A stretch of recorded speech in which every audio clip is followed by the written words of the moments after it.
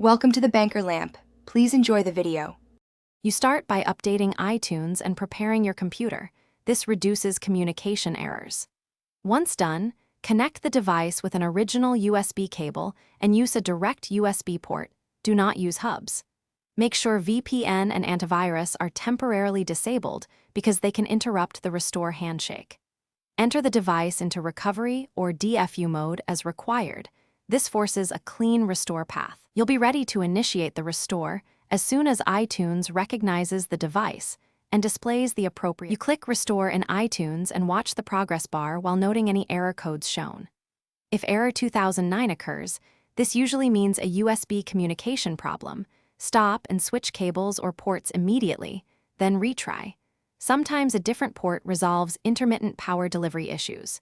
If the problem persists, try the same restore on another computer to determine whether the issue is the host machine or the device. Also, power cycle both the computer and device between attempts to clear transient faults. You complete the restore, then immediately verify essential functions like Wi-Fi, Apple ID sign-in, and cellular connectivity to confirm success.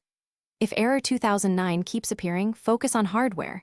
Test or replace the USB cable, try a different USB port type, and inspect the device dock for corrosion. Poor ground or power causes 2009.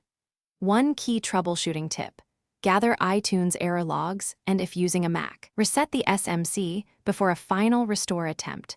This often clears low-level USB power issues. Thanks for watching. If this was helpful, leave a like and consider subscribing. See you next time.